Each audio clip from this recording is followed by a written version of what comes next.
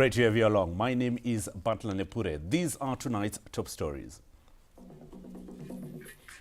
President Emmerson Mnangagwa addresses the Second World Summit for Social Development in Qatar. The president said decent work and employment creation are at the center of Zimbabwe's development strategy. Zimbabwe's mechanization drive elevates agriculture to $10 billion industry.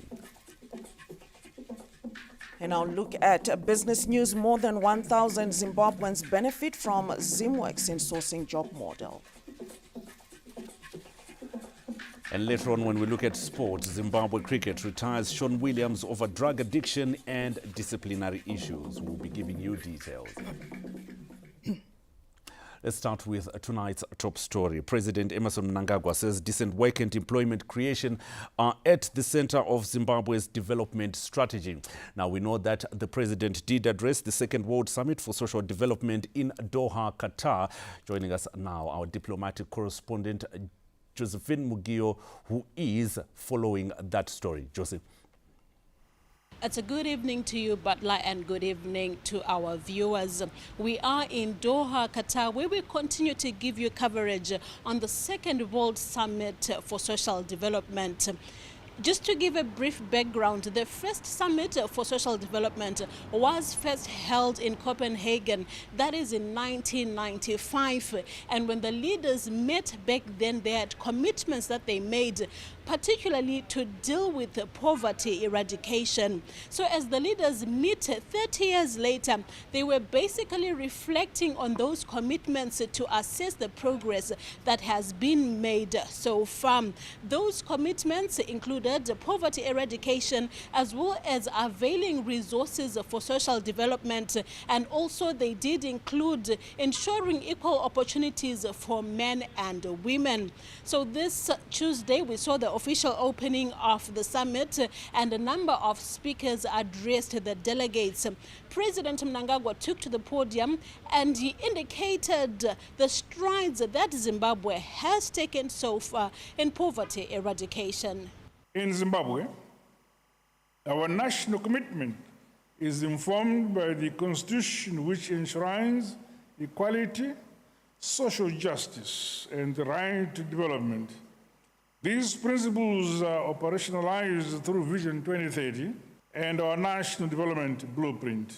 They are also reflected in our foreign policy of engagement and re-engagement, which is grounded in sovereign equality, peaceful cooperation, solidarity, and mutual respect among nations. On poverty eradication, Zimbabwe has made headway towards reducing poverty and improving access to education, health care, and social protection. Poverty levels declined from 62% in 1995 to 38.3% in 2019.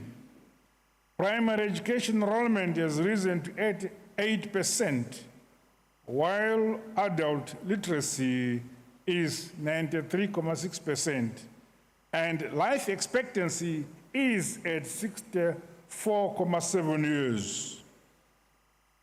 Flagship programs such as the Basic Education Assistance Module benefit over 1.5 million learners annually, including children with disabilities. The Health Assistance Fund ensures access to health care for vulnerable citizens. We continue to invest in climate-smart agriculture, digitalized social registries, and resilient food systems to improve household food security incomes. While outlining Zimbabwe's achievements, President Mnangagwa brought attention to how Zimbabwe's progress has been hampered not just by climate shocks, but also by limited access to finance. Progress remains constrained by coercive measures and unilateral sanctions imposed on us. Climate shocks and restricted access to development finance. Zimbabwe, therefore, calls for reform for the international financial architecture, debt relief, and enhanced development financing. President Mnangagwa also used the global platform to outline Zimbabwe's strides in employment creation. With regards to productive employment and decent work, employment creation and decent work are central to Zimbabwe's development strategy. The National Employment Policy Framework and Decent Work Country Program promote enterprise development, skills training, and infrastructure investment. The 2024 Labor Force Survey shows unemployment at 20.5%, down from over 30% in the mid-1990s.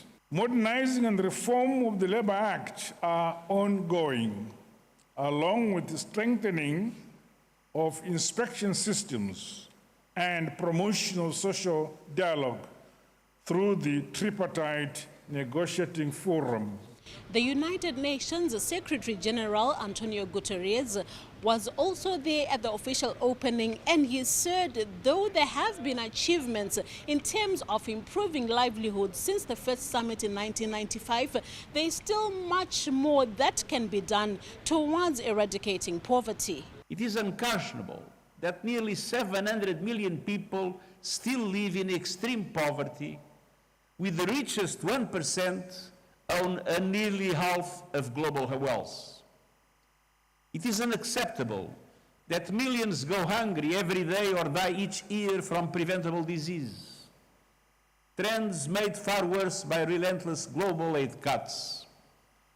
And it is intolerable that almost 4 billion people lack access to any form of social protection at all. Fighting poverty requires targeted, country-led investments and strategies in all the systems that people need.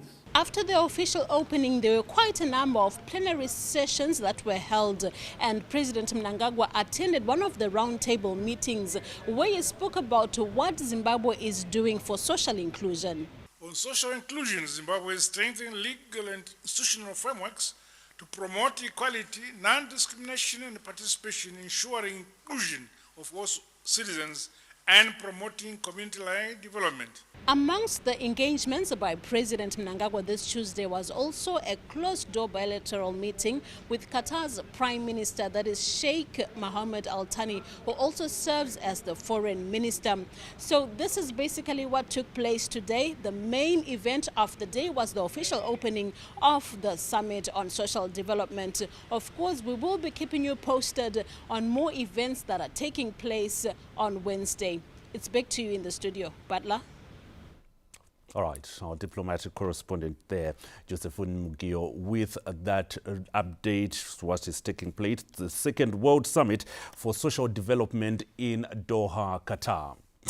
Now, Vice President General retired Dr. Constantino Chiwenga has applauded the visionary revitalization of Hwange Colliery that has transformed the firm's fortunes.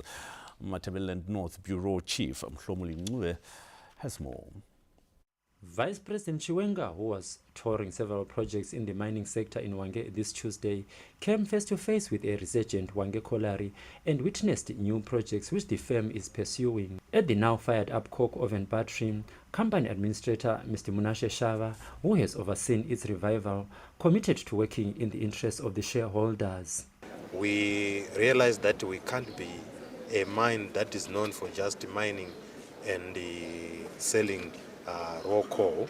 We needed to be part of the value chain participants, and as such we took it upon ourselves to resuscitate our coke oven battery. This is the first phase because it's only going to be able to produce about 20,000 tons of coke per month. I'm quite thrilled, very happy, very relieved to see Hwange Colliery now on its feet. I think everyone had almost lost hope in the country about the revival with such a terrific speed that we have seen now.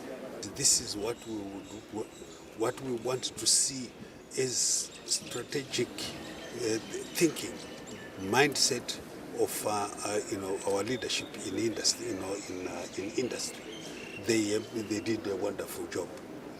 Saving over $43 million is not a joke, and now it's working. They have already given us the plans, and they've done the market survey, which there is a high demand for coking coal. The mining sector continues contributing immensely to Zimbabwe's gross domestic product. For its abundant coal, the country has now further diversified into other valuable byproducts and enterprises like gas, coking coal, and several thermal power stations. Mhlomuli Ncube, SABC News, Hwange. The Visiting African Peer Review Mechanism delegation says the targeted review is looking into different focal points and their contributions towards Zimbabwe's economic development targets.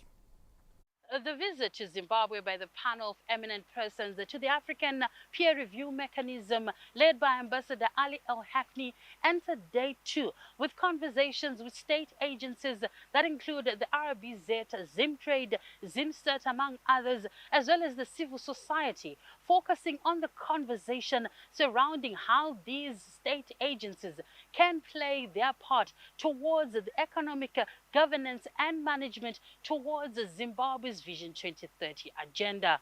His Excellency the President has also consistently affirmed that Zimbabwe shall be governed in accordance with the Constitution and the rule of law. Of course, it shall be governed by its own people. The principle forms the cornerstone of our governance architecture and underpins our engagement with continental and international mechanisms such as the APRM. We sovereignly decided to subject ourselves to the APRM process to showcase what Zimbabwe has and to tell the Zimbabwean story. The APRM was initiated in 2002.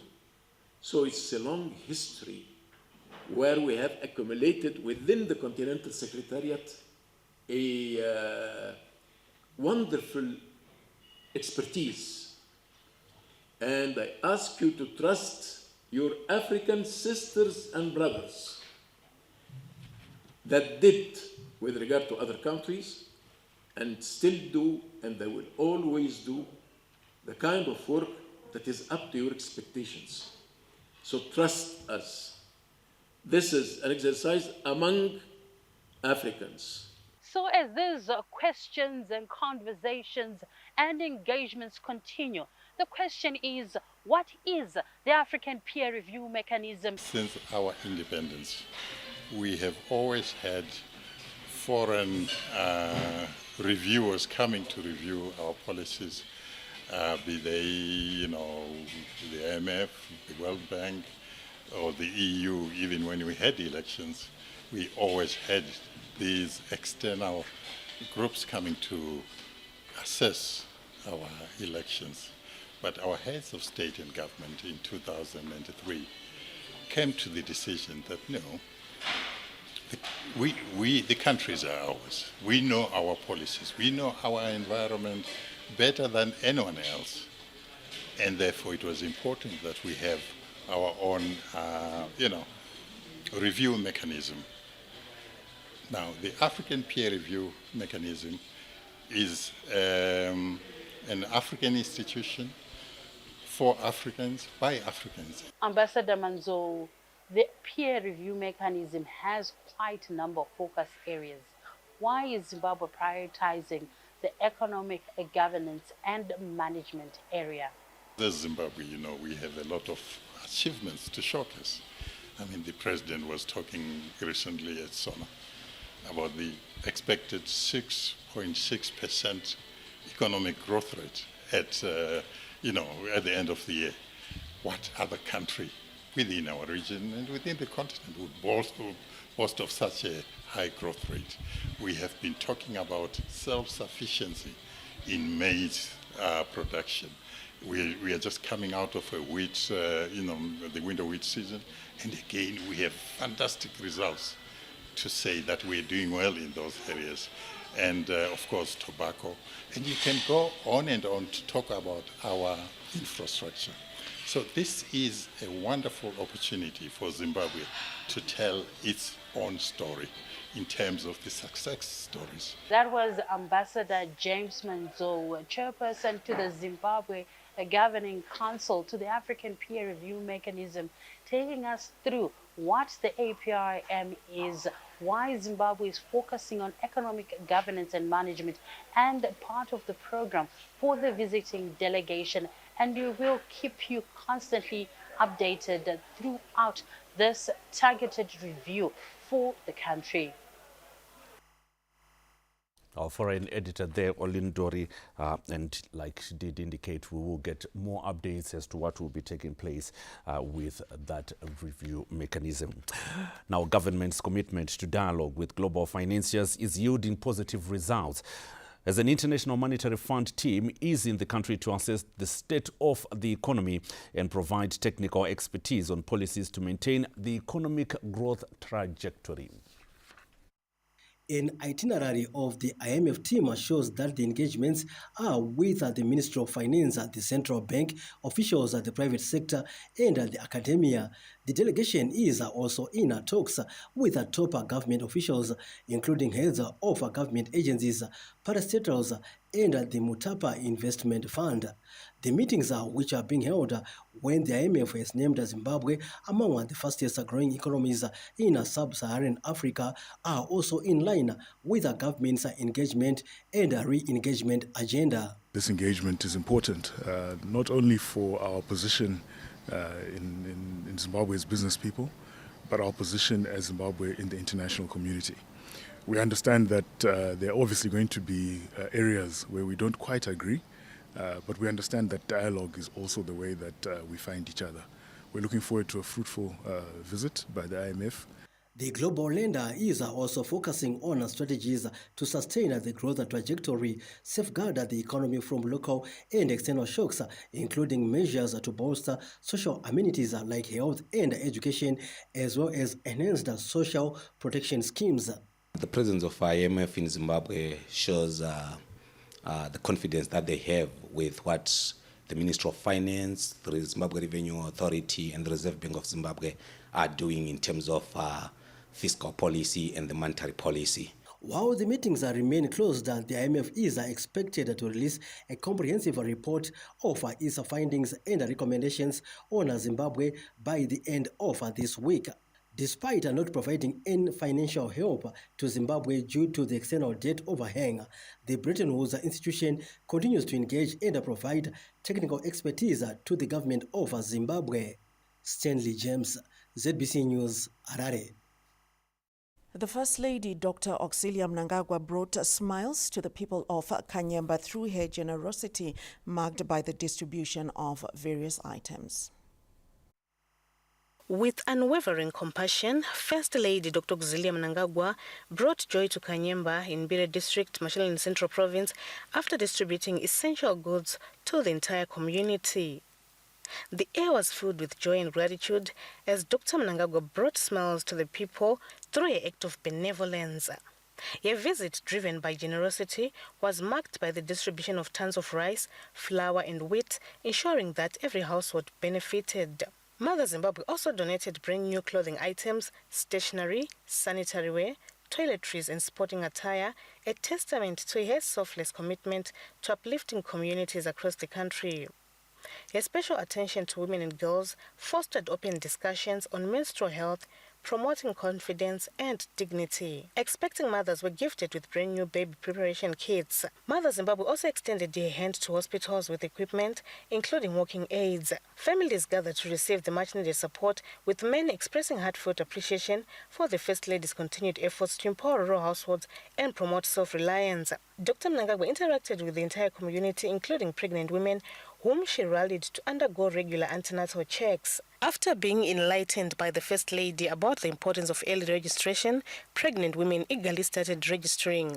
She also encouraged them to attend regular antenatal checks, emphasizing that these visits enable healthcare providers to identify and manage potential issues early, thereby reducing risks for both the mother and the baby. The Kanyemba community is grateful for the gesture. Jeff Chapot of Kanyemba community is grateful for various developmental projects in his community. Early Christmas present yedu First Lady vagara vakatirangarira kubvira kudhara dhara vachiuya kuno nyika iri kure kure nyika idiki ino inenge Kanyemba development tikiona ndofunga yakanyanya kune dzidoma community ndofunga mukaona kutanga kwakaita First Lady vachiuya kuno vanhu tinogara navo isusu vanogara musango chaimo asi nekuya kunoita First Lady every time ndofunga tanga takatozogara navo pona vakatowanda kwane chikoro chakaiswa naFirst Lady ikoko kwato nesekondari ndokwandaita kudzidziswa vanhu saka izvo chita kuto interacta. There's so much change iri kuitika even my livelihoods edu chaichai munomu mucommunity. There's so much change iri kuitika munomu iri kutooneka nevibe yanga ririko pane kudhara kwaitika nezvakuitika mazuva anaya tikuona kuti pace yedu iri kupika. Village heads expressed gratitude to Mother Zimbabwe for her tireless efforts to uplift rural households.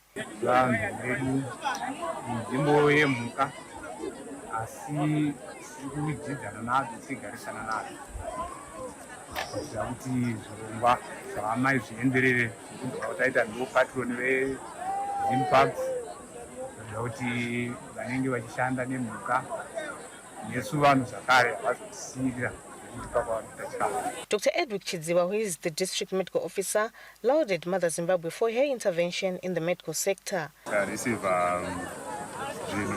Zvapiwa madzimai akazvitakura minimum package yawe preparation. So kuno tinowana dambudziko kuti most women vanotosvika pakubara kana pakutosvika munhu ari mulabor zvisina kunyoreswa uye asina kugadzira zvacho zvekutambirisa mwana.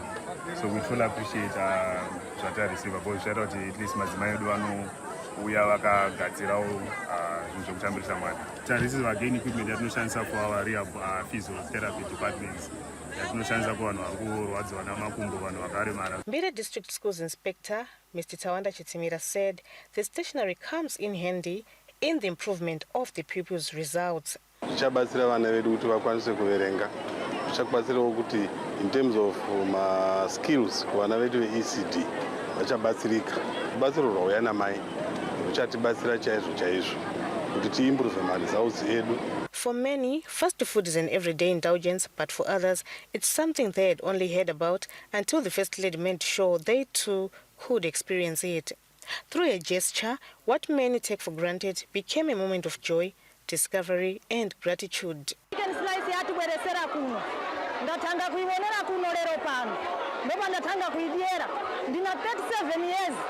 ndisingatomboidziwa kana nawana wangu chavantomboidziwa rinsoni kana asirambo kadikidiki kuti ndikalati zembo ndopa ndatanga kuionera ndikaidziwa rini nitenda mai nakuba kwaita kuti rangarire kuno kwatu kumagowa kudimba ndikatodziwa rini kuti kuna chicken slice ndatodzipanga kudziona pombani. The women even vowed to take the food boxes home to keep them as souvenirs. The First Lady's visit to Kanyemba embodies a commitment to building strong, healthy families and empowering communities, leaving a lasting impact.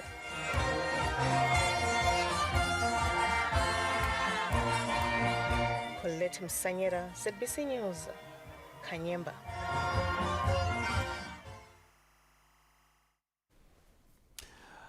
All right, now Zimbabwe's agricultural revolution has gone a gear up, transforming into a $10 billion United States dollar industry, riding on the mechanization program, which has massively boosted productivity and food security. Launched by President Emmerson Mnangagwa, the Zimbabwe-Belarus mechanization program has equipped thousands of farmers with tractors, combine harvesters and implements, which have helped the country break new production records in grain and tobacco. Welcome, Mnangagwa. Yes, Comrade Makina, how are you? I'm good. A long time. Sure. When we last visited this farmer, Comrade Makina, that is back in 2004, the farmer was just doing 10 hectares and he has upped this game to 100 hectares, as you can see from these fields and others that are being planted now. And Mr. Makina, what's the magic behind your success? To start with, one is to have a passion for agriculture, to excel in agriculture.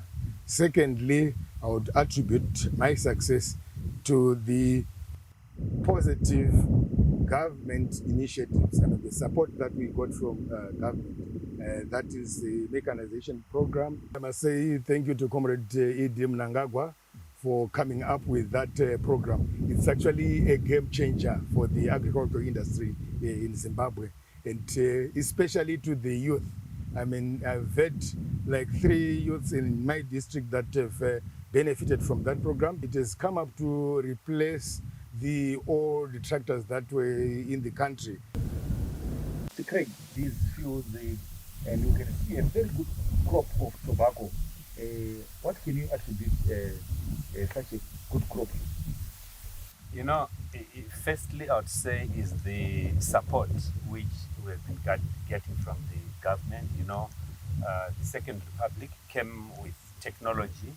It came with precision farming, with a lot of support, which farmers are appreciating. Because if you look at this farmer here, starting from a small hectare to a huge hectare as he has grown to, you find that is to do with precision farming. If you look at the tractors which are on the farm, and also if you look at the center pivot itself, because if you look at the tobacco, if there wasn't irrigation, it won't be at this stage. But now, if you look at it, it's already grown that they're topping already. Come December, they'll be reaping. We also managed to visit the Ministry of Agriculture head office, where we caught up with the Chief Director for Mechanization and Engineering, Engineer Zmunga. And tell us, what is the impact of the mechanization program as we speak, since it was launched? We saw, a 400% increment in terms of the national tractor fleet, and another 200% increment for our combine harvesters. And from a figure of around 4,800 tractors in 2017, the current statistics for the country now stand at 16,385. Yes, as if we had agriculture is the mainstay of the economy. Agriculture is life.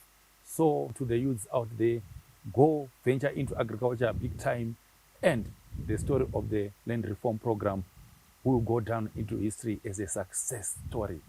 I am Tendai Munengwa, ZBC News in Beatrice. Strong performance in gold production and firming international gold prices are expected to play a pivotal role in consolidating the country's economic stability, with projections of a further drop in inflation figures by the end of the year. Gold production is expected to hit 40 tons this year. That's a massive and strong performance from a sector that has been on a constant recovery path since 2003. Within the first 7 months of this year, gold managed to rake in 1.4 billion United States dollars. That's a significant improvement and a massive jump of at least 60% from 863 million United States dollars realized during the same period last year. Dr. Nyasha Kaseke is an economic analyst and a University of Zimbabwe lecturer, and he tells us how critical this kind of strong performance will be in terms of aiding economic development in the country. We've seen now many players coming in, which are also increasing production and productivity of the mineral, and hence also boosting the export that we also expect to receive in the country. And this increase in revenues is also most likely to reduce the issue to do with inflation, which has been caused by the difference between the official rate and also the parallel rate in terms of the exchange rate, because we will now be having more supply in terms of the foreign currency as compared to the past. According to a report released by the Confederation of Zimbabwe Industries this Monday, the country's economic performance is actually benchmarked on this strong performance in the gold sector and also the firming gold prices on the international market. This report projects that the country's inflation could actually be halved by at least at the end of this year. The firming gold prices have also meant the increase in inflows, foreign currency inflows in the country. Our foreign currency inflows have peaked at more than $10 billion as at September, and we expect the inflows to continue increasing as gold prices continue to firm up. Now the outlook for international gold prices remains bullish in the near to medium term, with international firm Morgan Stanley projecting that gold will reach as high as $4,500 per ounce by mid next year. Theophilus Chuma, ZBC News, Harare. The revitalization of Holy Cross Dam has transformed Chirumanzu district into a vibrant, life-changing industrial hub. After what once seemed impossible, the reconstruction of Holy Cross Dam has become a life-changing landmark for the people of Chirumanzu. Located in the Midlands province, the dam, which had collapsed in 2007, was rebuilt and commissioned by President Emmerson Mnangagwa in August last year under the Second Republic. The dam has revitalized aquaculture in the area, providing drinking water for residents, livestock and wildlife, while creating jobs and modernizing the rural community.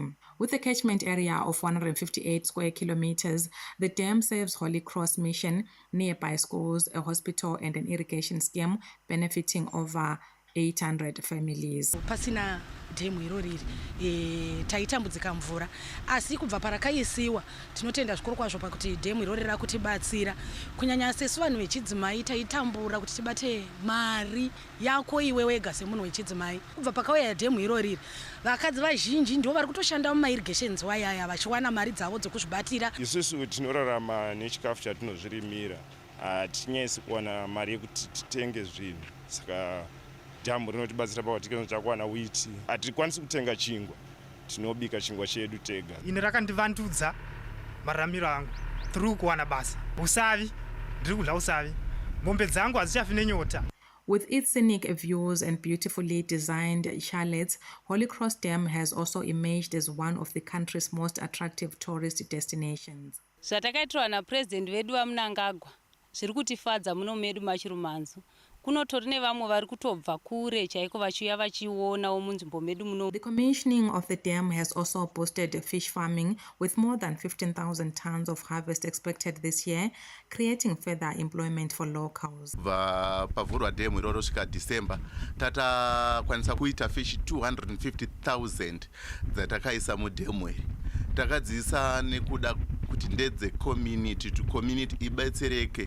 The Holy Cross Dam stands as a true testimony to the endless possibilities of rural industrialization, in line with President Mnangagwa's mantra, Nyika inovakwa nevene vayo, ilizwe lakhiwa ngabanikazi balo.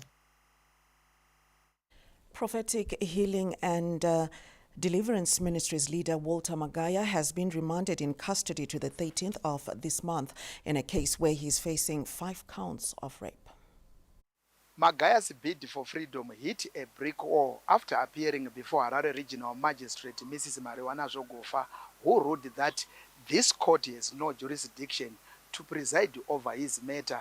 His case drew public attention, with many questioning how a man of cloth could be implicated in such allegations. According to court documents, Magaya's rape allegations started in 2013 when he met a terminally ill congregant and prayed for her. It is alleged that after recovering, Magaya started to advance for her. The PhD leader is also being accused of raping another woman in 2018 in South Africa. It is alleged that he had taken the complainant to South Africa on the pretense of buying machinery and raw materials. Pursuant to his agenda, Magaya allegedly bought an air ticket for her when she later subjected her to sexual violence with the help of his aides. According to court documents, the second complainant tried to report the matter to the police, but due to Magaya's influence, the matter was allegedly swept under the carpet. From now until the 13th of this month, the PhD leader will be behind bars. Peter Chivima, ZBC News, Harare. All right, we'll be closely following that story as well. Looks like it's a story that has a lot and generated a lot of interest across the country. Please do follow our channels and us on social media. But you can go to our website, which is www.zbcnews.co.zw. ZBC News Online for all other platforms. A recap of stories still to come in the bulletin. And business, more than 1,000 Zimbabweans benefit from Zimworks in sourcing job model. And sports, Zimbabwe cricket retires Sean Williams over drug addiction and disciplinary issues. These and more stories coming up after this break. Stay with us.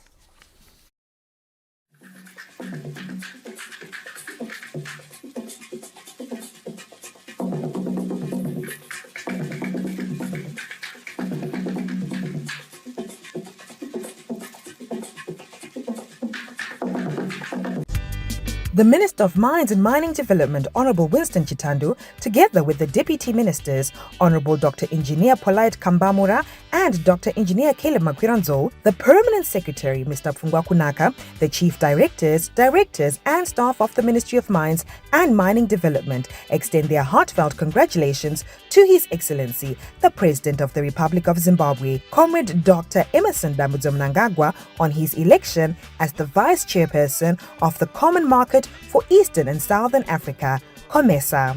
This outstanding achievement is a testament to His Excellency's visionary leadership, unwavering commitment to regional integration, and dedication to advancing economic growth and cooperation across Africa. His appointment brings great pride and honor to the nation and reaffirms Zimbabwe's growing influence and respect within the regional and international community. Congratulations, Makorokoto Amhlope. Vanoda valisizi itai aye, varimi vese itai aye, vanoda go itai aye, simuza go rako, kurumiza, nogona kungoti oyo, vavalisizi pada moyo, vanyai vana maina na baba, kurumiza, mbeu kwayo rikuvhalisizi, airowe nezvifukuto kana tsikitsi, kana zvirwere ende nokupa harvest. Apa ndiri kurevesa very honest, nevhalisizi itai aye, varimi vese itai aye. Mwaka uno tenga mbeu yako ku Valley Seeds usimudze goho rako. Valley Seeds vauchiki vembeu yechibage, yepana nepioneer, goros, ma-traditional grains nema-vegetable seeds ose anopa goho repamsorosoro. Valley Seeds, where farming meets the farmer.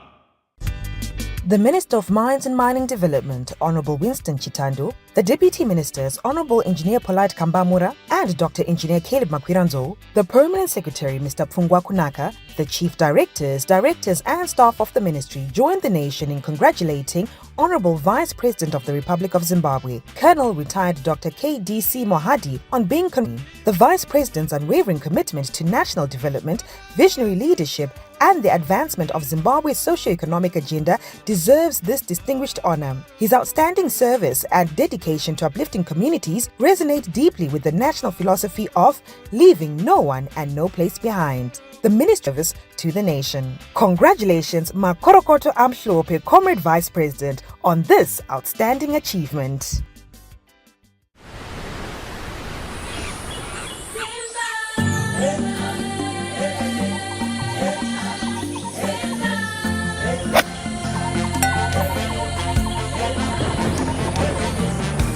Zimbabwe inhaka yedu. Zimbabwe is our heritage.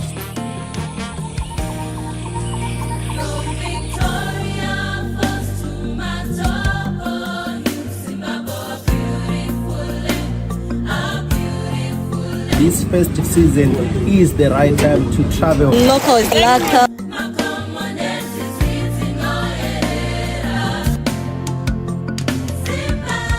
2025, #1 destination in the world, according to Forbes magazine. This festive season, travel local and experience our heritage. Zimbabwe, inhaka yedu, ilifa letu. Experience Zimbabwe. Zimbo.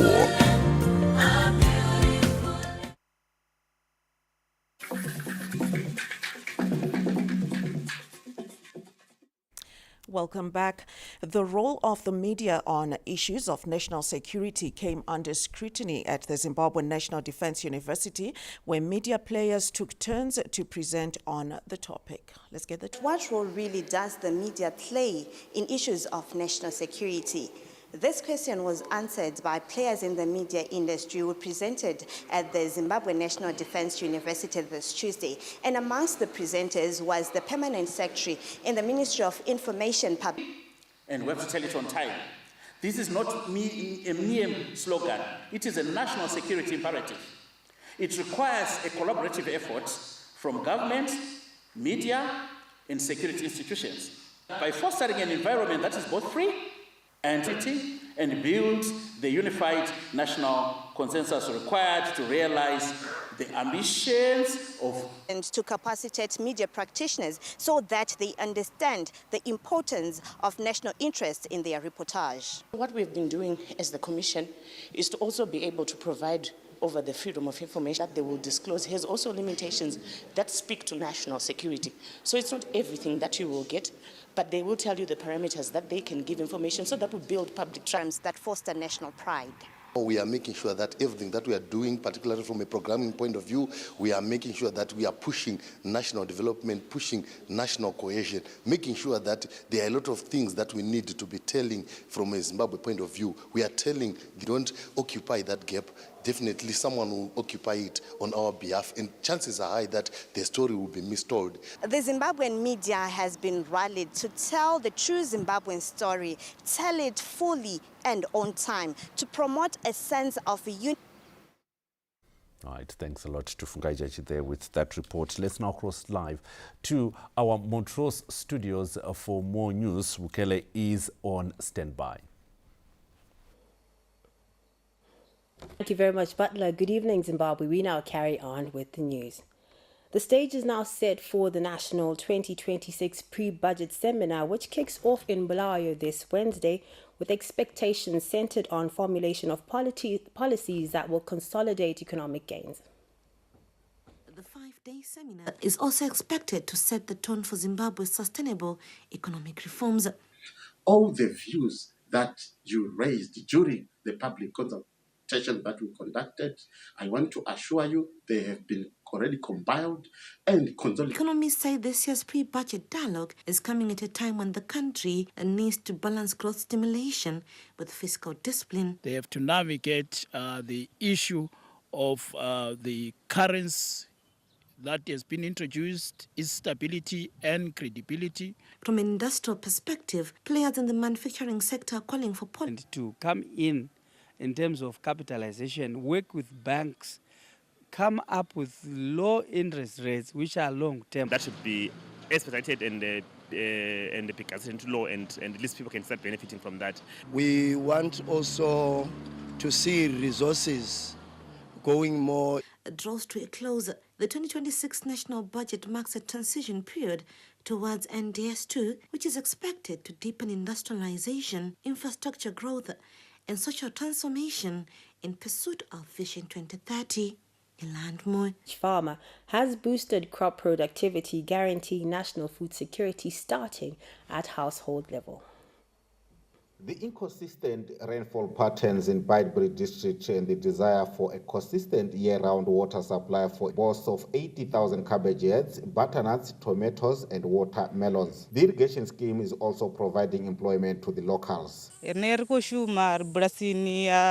Royal Cooper, richishuma mushumo mabatanati wa makabichi wa cabbages, mabatanati.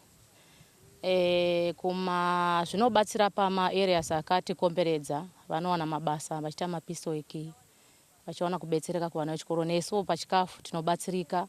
The use of boiled water in Mbare market in Harare. We are specializing in drip irrigation.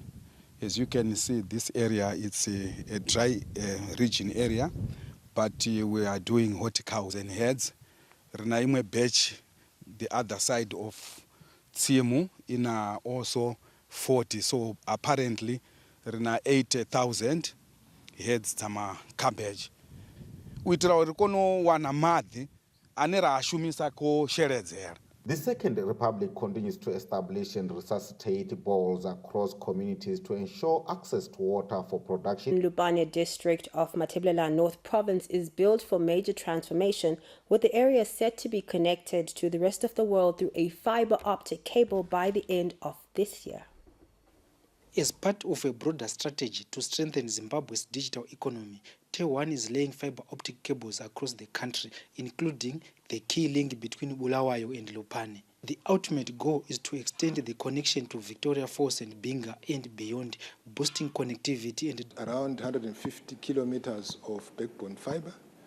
And we've reached Lupane, and we are intending to light up Lupane and the surrounding as it links Bulawayo to the tourism capital of Zimbabwe, Victoria Falls, and extending connectivity to Zambia through Livingstone. The Bulawayo-Lupane Victoria Falls link is part of a 15 million United States dollar project, of which over 3 million United States dollars is already speeds of up to 800 gigabytes per second, one of the highest capacities in the country. The project will not only improve communication in Lupane, but also open the door to economic growth, e-learning, and e-commerce opportunities. Fiber has better speed compared to abantwana besikolo. Sebezakwanisa ukuthi befunde lula bebulenjini. This development will further bolster the recently adopted Zimbabwe National Artificial Intelligence Strategy 2026 to 2030, hinged on 3 key strategic imperatives: transitioning from a resource-based economy to a knowledge-based economy. Tichaona Kurewa, ZBC News, Lupane. The district coordinating antiretroviral therapy adherence. While Bulilima may be considered as a HIV hotspot because of its over 17% prevalence rate, it may be one of the best districts administering antiretroviral therapy in the country amid indications that all the 20 health facilities in the district are pushing adherence among patients with suppressed viral load. Machinge Clinic is one such an example when Nhlanhla Bebe is leading a group of 50 HIV patients whom she helps in. Kuza endapha kuyithi esizabe lokhu simi khona lapho but kuzaba nzima ukuthi siye sicine sithelele abanye lathi because okokuqala sesikwazi ukuqhakatheka kokunatha amaphilisi. Okwesibili vele sesifunde kaningi nje into eziningi ngokuba kuma groups ikhona lokho plus sisiya silokhu sifundisana ngendlela esifundisana ngayo. Mina ngiyathemba ukuthi siza endapha sinqobile iHIV. Open discussions on HIV and AIDS. Tibe nezila yewana amaphilisi nezila ka ilelulelo ngoba athisha abuya shose ku clinic shose tiyatotola maphilisi edude wawana tilikanye khona ukumemetheka kwegciwane ngoba kulotshwana kakhulu ma singayenza ama groups sihlangane singabantu philisi lokho sivuselela ngokunye bebe sixoxisa lathi sinje ekuma groups kulabana hlana besixoxela sixoxa kunye lokunye singaba balesi kwenzi. Community outreach Bulilima to fight the scourge. Ndiwo ma steps watinotama akuti as long apa abantu besiba open bengina kuma art programs koti chidza kwazo kuti ma programs edwawo adzivilile bukwele ko HIV. Zimbabwe has surpassed the 95 target with 97% of people living with HIV virally suppressed. Providence Maranelli, ZBC News, Bulilima. Well, that'll be all from the Montrose News Desk. I am Sibugele Maphosa. Sibugele there and our entire team at Montrose Studios. Now, the African peer review mechanism has pledged to work with the Pan-African Parliament to foster good governance on the continent. Ian Roma is in Midrand, South Africa. Up in Midrand, South Africa this Monday, a PRM Chief Executive Officer Mary Antinot Rose Katri called for a concerted effort to achieve the desired results. The APRM's reviews in Zimbabwe is hearing and accountability. Their findings will be subsequently shared with AU policy organs, including this esteemed Pan-African Parliament, for deliberation and identifying areas of improvement and strengthening strategies to attract investment, among other issues. Meanwhile, the Pan-African Parliament has drawn special attention to the humanitarian crisis dead since 2023. Since the armed conflict began in 2023 in Sudan, Chad is the main country that is receiving people who have just had is an example. Rwanda went through the same in 1994, and quite a number of other countries in Africa are going through the same. Therefore, it is important to pursue dialogue and divisiveness and avoid divisiveness and protracted conflicts. When Sudan cries, Madagascar trembles. When Africa bleeds, we all fall. No African shall suffer alone. No crisis shall go unanswered. We must defend this continent. Silencing guns on the continent was one of the topical issues during the second day of the 6th ordinary session of the 6th Pan-African Parliament in Midrand, South Africa this Tuesday. Ian Roma, ZBC News, Midrand. That report from Ian taking us to a break. When we return, we bring you business.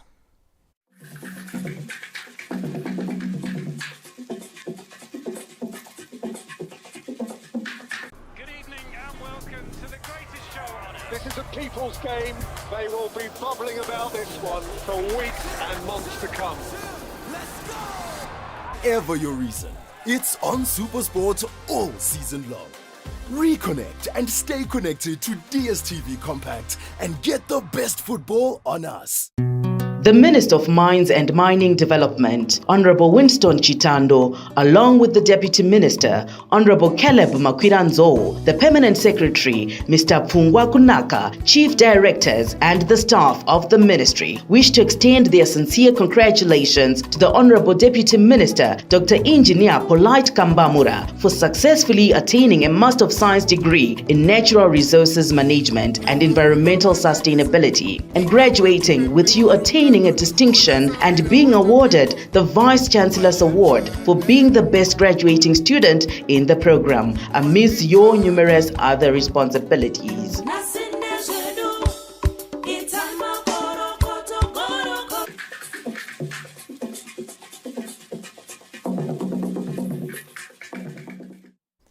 Over 1,000 Zimbabweans have been employed through an insourcing firm, Zimworks, which has connected Zimbabwe's labor pool with the demand for skilled remote professionals across the globe.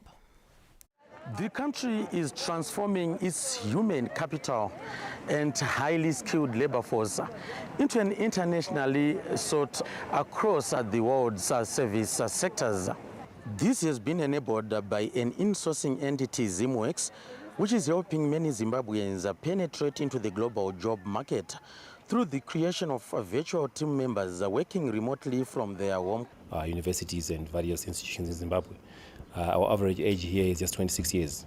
So you can imagine what we are doing to guys that are coming straight from college. We are giving them an opportunity to work for international company and service international clients. So this is something that I really think is quite impactful in terms of their career and what they want to do in life. We have guys that are into accounting, digital marketing, dental coordinators, social media managers, so anything that can be done remotely. To date, over New Zealand and the United States of America. When I started working at Zimworks, I found that I was able to meet my needs. You know, I was able to take care of myself. I was able to take care of my mom. I think for a lot of us young people who've been able, and as long as you're ambitious enough, you'll be able to scale up that professional ladder. The financial impact as well helped me to look after my family, my grandmother, and the rest of the extended family that I was responsible for. The professional service sector. We have healthcare or medical coordinator training, which we've developed over the last 7 or 8 years. And so we've really refined that. So when our selected team members go through their training, they're going to be ready to meet those standards that we have in the US, Canada, the UK, even Australia. We're meeting those standards that they have so that we have to know the imaging software. So it's really helping them be able to assimilate quickly into those businesses. Meanwhile, the entity is expanding its reach, registering its presence in Victoria Falls, where a technology center is now operational, thus creating employment opportunities in the country's tourism capital. John film chronicling the country's liberation struggle received 4 awards at the Rivers International Film Festival in Nigeria at the weekend. There was also a special recognition of President Mnangagwa. Filmmaker Moses Matanda and his team received 4 major awards at the prestige. We entered the Rivers International Film Festival. We submitted in various categories, and out of our submissions, which were 6 categories, for best producer, overall story, international story, we won 4 awards, and the best international film. And on top of that, we were given an award for His Excellency, the President of the Republic of Zimbabwe, Dr. E.D. Mnangagwa, for his Zimbabwe. The filmmaker expressed excitement about sharing Zimbabwe's liberation history across Africa, with hope the film will inspire the younger generation. We are very excited that we've gone this far with our movie Zimbabweans. So we are hoping that this will inspire the young generation to continue following our history, learn more about where we come from, who we are, what we want in the given circumstances. The international recognition underscores the growing influence of Zimbabwe's creative sector in promoting the country's history and cultural development on the global stage. Farai Gwaze, ZBC News. Waves in Mashonaland East Province, where it proved it is still the most popular broadcast. Sean Matani from Kotwa stole the limelight at the ZBC Radio Services mega tour at Kotwa Growth Point when his music won the hearts of many. Guarara, the Zim dancehall artist who had arrived with nothing but dust on his shoes and a song in his heart, left Kotwa with a ticket chance for music from Mudzi to be heard far beyond its dusty borders. There is also this important critical component whereby we identify talent. I think you saw here at Kotwa, there is everything that he won. I would not talk about it. We will give an opportunity to him to record his music with Com Studio, one of our partners at Mbari Studios. In Mutoko, it was an unforgettable day. Tafara chaizvo kuti dai varamba vachingouyawo ZBC tichivaona nezvirongwa zvavo zvese zvavanenge vachingotitira. Vateereri nguva zhinji vanotitira kungonzwa munhu achitaura, asi zvinonyanya kunakidza zvakare kana wakuchizoona munhu uya waunonzwa achitaura. Saka chinangwa chedu ndichocho kuti vashamarari vange vachisangana nevateereri.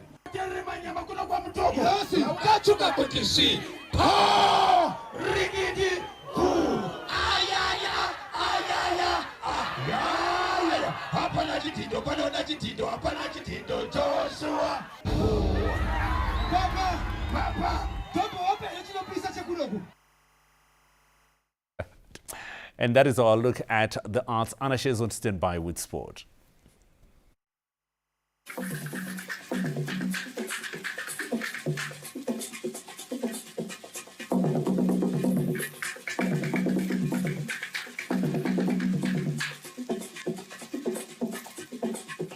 Kini.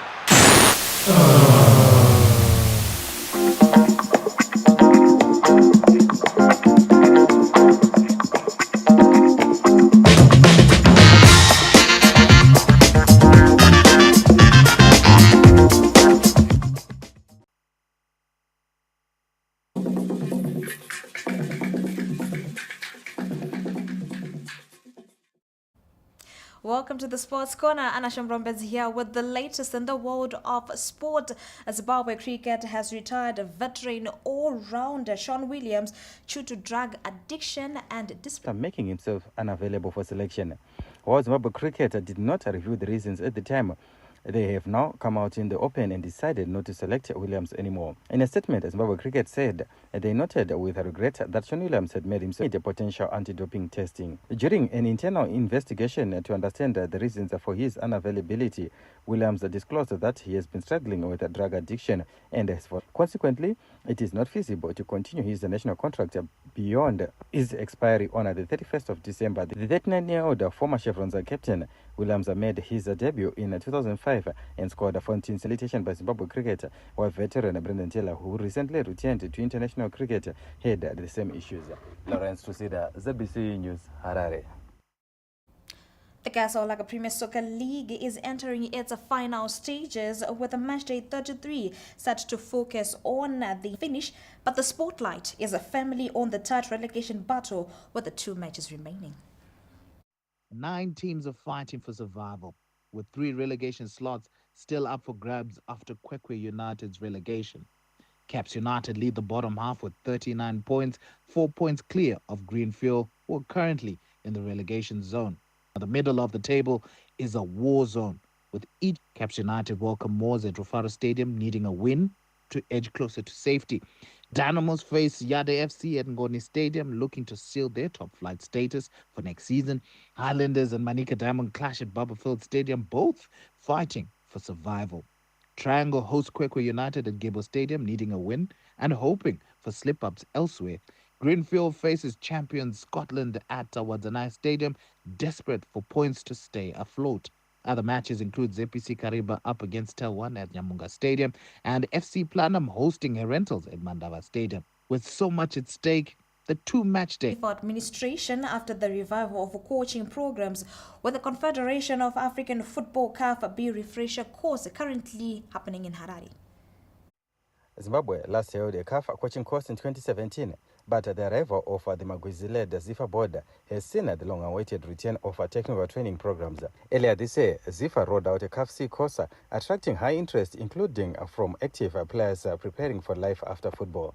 The momentum board demands. We are so much grateful about the ZIFA on what they did to remember us. Since 2017, we were lying idle. The refresher course that we are taking is something that is going to edify and give an impact on our coaching career. Football is dynamic, so changes are happening in coaching.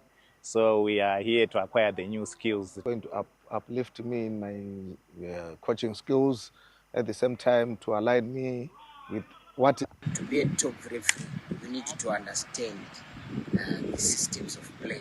We need to know how the teams play, understand patterns of play. Course instructors include ZIFA Technical Director Dominic Niozima, a veteran coach educator Maxwell Takaenda Sajongwe, newly certified instructor Stetelelo Kwinji 15 Sibanda, and Dr. Joseph Sivindi, among others. Plans are underway for a cafe refresher ahead of a full diploma course next year. Lawrence Truzira, ZBC News, Harare. That for November and December. The Zimbabwe Netball Association Zina is racing against time to scout for netball talent to represent Zimbabwe at the Celtic Cup set for this month. Zina President Letitia Chipandu says bubbles have allowed them to cast the net wider in talent identification. This is a golden option for netball players to compete, to showcase, and for Zina Technical Department to keep scouting for better talent. You got to actually one after another. So this is a big opportunity for the girls to show their best. Netball is qualified for the World Cup in 2017, 2019 and 2023, with Zimbabwe targeting to book a place for Australia 2028. Mtokozi Situ, ZBC News, Bulawayo. That's it from the Sports Corner. It's back to the main desk. Butler, and do make a date with us tomorrow.